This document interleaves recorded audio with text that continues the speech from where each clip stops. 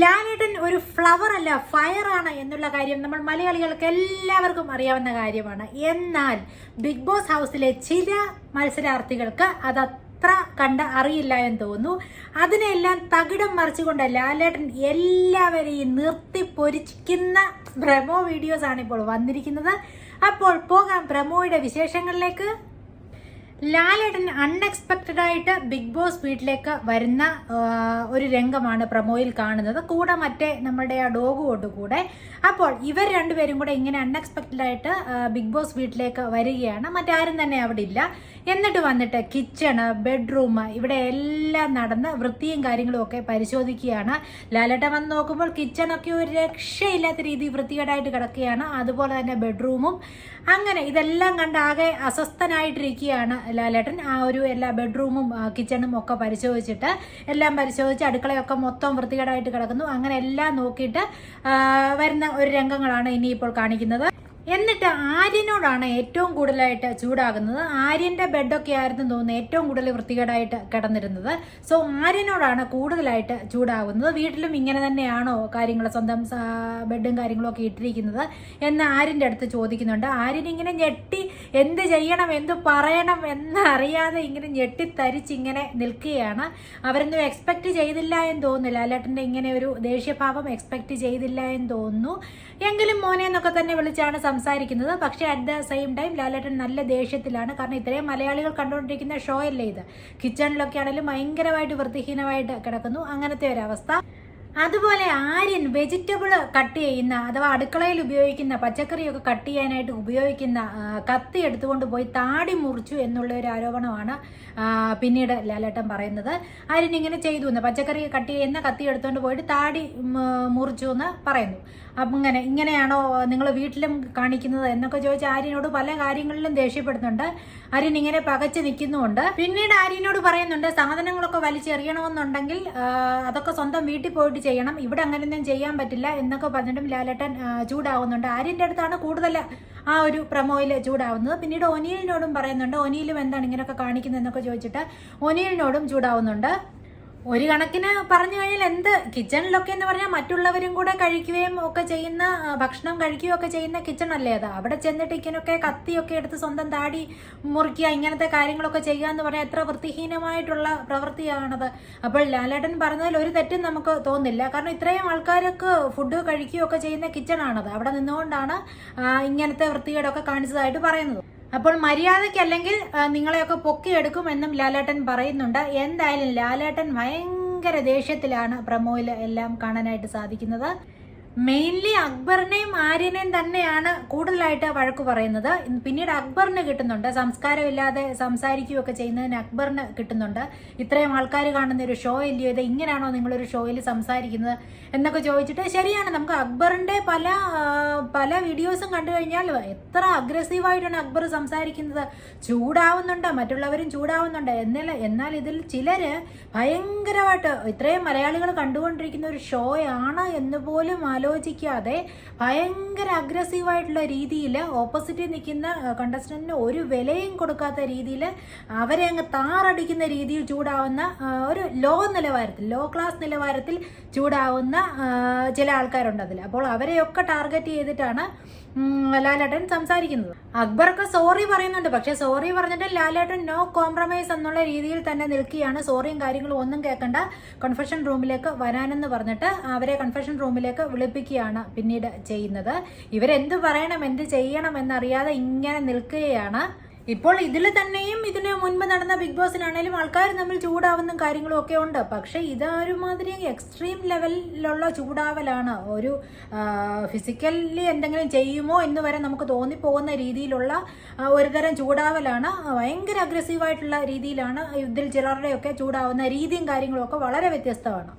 ഇതിപ്പോൾ ശരിക്കുമുള്ള ഇവരുടെയൊക്കെ സ്വഭാവമാണോ അതോ ഇവരൊക്കെ കോണ്ടന്റിന് വേണ്ടി ഇങ്ങനെയൊക്കെ ചെയ്യുന്നതാണോ എന്നുള്ളതും അറിയില്ല. ഈ കോണ്ടന്റിന് വേണ്ടിയാണെങ്കിൽ വഴക്ക് മാത്രമല്ലല്ലോ, മറ്റ് പല ഇവരെല്ലാം നല്ല നല്ല കലാകാരന്മാരും ഒക്കെയാണ്. ഇവർക്കൊക്കെ വളരെ നല്ല കോണ്ടന്റുകൾ വേറെ വേണമെങ്കിൽ ഉണ്ടാക്കാമല്ലോ. എല്ലാവർക്കും ആസ്വാദ്യമാകുന്ന രീതിയിലുള്ള പല കാര്യങ്ങൾ വേറെയും ഇവർക്ക് ചെയ്യാമല്ലോ ഇവിടെ ആൾക്കാരെ രസിപ്പിക്കാനായിട്ട്. ഈ വഴക്ക് കണ്ടെങ്കിൽ മാത്രമേ ആൾക്കാർ രസിക്കൂ എന്നുള്ള ഒരു കാര്യമില്ലല്ലോ. ഇപ്പോൾ വഴക്ക് ഇടയ്ക്കൊക്കെ ആണെങ്കിൽ ഓക്കെ, ഇടയ്ക്കൊക്കെ കാണുമ്പോൾ ആൾക്കാർക്ക് രസം തോന്നിക്കും. ആയിരിക്കും. പക്ഷെ എപ്പോഴും ഈ വഴക്ക് തന്നെ ആയിക്കഴിഞ്ഞാൽ കാണുന്നവർക്ക് അത് അരോചകമായിട്ടായിരിക്കും തോന്നുന്നത്. എപ്പോഴും ഇത് തന്നെ കണ്ടുകൊണ്ടിരുന്നു കഴിഞ്ഞാൽ. കാരണം ഇതിൽ പലരുടെയും ദേഷ്യം കാണുമ്പോൾ നമുക്ക് തോന്നുന്നത് ഇവര് ഇങ്ങനെ ഒരു കോണ്ടന്റിന് വേണ്ടിയിട്ട് ചെയ്യുന്നതാണെന്നാണ് നമുക്ക് തോന്നുന്നത്. പലരും ഒളിഞ്ഞും തെളിഞ്ഞും അത് പറയുന്നുമുണ്ട്. ഇതിനായിട്ട് കോണ്ടന്റിന് വേണ്ടിയാണ് ചെയ്യുന്നതെന്ന് ഇതിനകത്തുള്ള മത്സരാർത്ഥികൾ തന്നെ അത് പറയുന്നുമുണ്ട്. അക്ബറൊക്കെയും വളരെ നന്നായിട്ട് പാട്ട് പാടുകയും ഒക്കെ ചെയ്യുന്ന ആളാണ്. അപ്പോൾ ഈ പാട്ടും ഒക്കെ അങ്ങനത്തെ കാര്യങ്ങളൊക്കെ ചെയ്തിട്ടും ഇവർക്ക് എന്റർടൈൻ ചെയ്യാമല്ലോ ആൾക്കാരെ. ഇങ്ങനെ ഈ ദേഷ്യമൊക്കെ കുറച്ചിട്ട് ഈ പാട്ട് പോലത്തെ കാര്യങ്ങളൊക്കെ ചെയ്താലും മലയാളികൾ കലാകാരന്മാരെയൊക്കെ ഒരുപാട് സ്നേഹിക്കുന്ന ആൾക്കാരാണ് മലയാളികൾ. അപ്പോൾ നന്നായിട്ട് പാടുന്ന അക്ബറിനൊക്കെ വേണമെങ്കിൽ അങ്ങനെയും ആൾക്കാരെ രസിപ്പിക്കാമല്ലോ. പാട്ടുപാടിയും കലാപരമായിട്ടുള്ള മറ്റ് പല കാര്യങ്ങൾ ചെയ്തും വേണമെങ്കിൽ രസിപ്പിക്കാമല്ലോ. നന്നായിട്ട് പാട്ട് പാടുകയും ചെയ്യും അക്ബർ. നമ്മൾ ഇതിന് മുൻപുള്ള ഷോയിലൊക്കെ കണ്ടിട്ടുണ്ട്. നന്നായിട്ട് അക്ബർ പാട്ട് പാടുന്നുമുണ്ട്. അതുപോലെ ആ പില്ലോ എടുത്ത് എറിഞ്ഞതൊക്കെ എന്തിനു വേണ്ടിയായിരുന്നു എന്ന് ഒക്കെ ലാലേട്ടൻ അക്ബറിന്റെ അടുത്ത് ചോദിക്കുന്നുണ്ട്. അതുപോലെ തന്നെ അക്ബർ മാത്രമല്ല മറ്റു പലരും ഇവിടെ സംസ്കാരമില്ലാത്ത രീതിയിൽ സംസാരിക്കുന്നതായിട്ട് കാണാൻ കഴിഞ്ഞു എന്നുള്ള കാര്യങ്ങളും പറയുന്നുണ്ട്. അതിലെനിക്ക് തോന്നുന്നു റെന അങ്ങനെയുള്ളവരെയൊക്കെ ആയിരിക്കും ഉദ്ദേശിച്ചത്. റെനയൊക്കെ ആണെങ്കിൽ ഒരു കാര്യമില്ല ചെന്ന് വഴക്കുണ്ടാക്കുന്നതായിട്ടാണ് നമുക്ക് തോന്നുന്നത്. വെറുതെ കണ്ടതിന് വേണ്ടി ചെന്ന് മറ്റുള്ള ആർക്കും കണ്ടാൽ അത് റിയൽ ആണെന്ന് തോന്നില്ല. അങ്ങനെ വെറുതെ ചുമ്മാതെ വഴക്കിനായിട്ട് ചെന്ന് വഴക്കിടുന്ന പോലെ തോന്നും നമുക്ക് ചില രംഗങ്ങളൊക്കെ കണ്ടു കഴിഞ്ഞാൽ. അപ്പോൾ കാര്യങ്ങൾ ഇതൊരു ഫിസിക്കലി അങ്ങോട്ടും ഇങ്ങോട്ടും ഉപദ്രവിക്കുന്ന രീതിയിൽ സാധനങ്ങളൊക്കെ എടുത്ത് എറിയുകയും അങ്ങനത്തെയൊക്കെ ഉള്ളൊരു ഘട്ടം വന്നപ്പോൾ തീർച്ചയായിട്ടും ലാലേട്ടൻ ഇതിനകത്ത് ഇടപെടേണ്ട കാര്യമുണ്ടല്ലോ. സോ അങ്ങനെയും കൂടിയാണെന്ന് തോന്നുന്നു. ഇപ്പോൾ ഈ പ്രമോയിലെല്ലാം കാണിക്കുന്നത് ലാലേട്ടൻ നല്ല രീതിയിൽ ഇവരെ എല്ലാം എടുത്തിട്ട് നല്ല രീതിയിൽ വഴക്ക് പറയുന്നുണ്ട്. എല്ലാവരും കണ്ടു കാണുമല്ലോ അല്ലേ പ്രമോ. എന്തായാലും ബിഗ് ബോസ് ഷോ നല്ല രീതിയിലൊന്ന് ഉണർന്നിരിക്കുകയാണ്. ലാലേട്ടൻ്റെ ഈ മാസ് പ്രകടനത്തിൽ കൂടെ നല്ല രീതിയിലൊന്ന് ഉണർന്നിരിക്കുകയാണ്. മറ്റേ നേരത്തെ വഴക്കും ഈ ഒരു വിഷയങ്ങൾ മാത്രമേ ഉള്ളായിരുന്നു അവിടെ. ലാലേട്ടൻ വന്ന് നല്ല രീതിയിൽ താക്കീത് കൊടുത്തത് പ്രേക്ഷകർക്കെല്ലാം തന്നെ സന്തോഷമായിരിക്കുകയാണ് മിക്കവർക്കും. പിന്നീട് വേറൊരു പ്രമോ കാണിക്കുന്നത് ലാലേട്ടൻ ഇങ്ങനെ മിണ്ടാതെ നിൽക്കുകയാണ്. ബിഗ് ബോസിന്റെ ഭാഗത്തുനിന്ന് പല പല ചോദ്യങ്ങൾ ഇങ്ങനെ ലാലേട്ടനോട് ചോദിക്കുകയാണ്. എന്നാൽ ലാലേട്ടൻ ഇതിനൊന്നും മറുപടി പറയുന്നില്ല, മിണ്ടാതെ ഇങ്ങനെ നിൽക്കുന്നതേ ഉള്ളൂ. അപ്പോൾ ബിഗ് ബോസ് ലാലേട്ടൻ്റെ അടുത്ത് ചോദിച്ച ചോദ്യങ്ങൾ എന്തൊക്കെയാണെന്ന് നോക്കാം. ഒന്നാമത്തെ ചോദ്യം ഇതാണ്: ലൈഫ് സ്റ്റോറി വരണമെന്ന് പറഞ്ഞപ്പോൾ പോലും ചിലർ അതിനെ കളിയാക്കി ചിരിക്കുന്നത് കണ്ടല്ലോ. അത് അങ്ങനെ ഒരു ഇൻസിഡന്റ് ഉണ്ടായിരുന്നല്ലോ കഴിഞ്ഞ എപ്പിസോഡ്സിൽ. ചിലരെ വളരെ കാര്യമായിട്ട് അവരുടെ ലൈഫ് സ്റ്റോറി പറഞ്ഞപ്പോൾ മറ്റു ചിലർ ആര്യനും രണയും ഒക്കെ കളിയാക്കി ചിരിച്ചിരുന്നല്ലോ. അപ്പോൾ ഇതിനെക്കുറിച്ച് എന്താണ് അഭിപ്രായം എന്ന് ബിഗ് ബോസ് ഇങ്ങനെ ലാലേട്ടൻ്റെ അടുത്ത് ചോദിക്കുന്നുണ്ട്. അതായിരുന്നു ആദ്യത്തെ ചോദ്യം. അടുത്ത ചോദ്യം എന്താണെന്ന് വെച്ചാൽ, പലരും അസഭ്യ വാക്കുകൾ ഉപയോഗിക്കുന്നത് കേട്ടില്ലെന്ന് നടിക്കാനാകുമോ? പലരും അസഭ്യ വാക്കുകൾ ഉപയോഗിക്കുന്നത് കേട്ടില്ലെന്ന് നടിക്കാനാകുമോ? അതുപോലെ പലരും അടുക്കളയിൽ സാധനങ്ങൾ ഒളിച്ചു വെച്ച് ഉപയോഗിക്കുന്നു.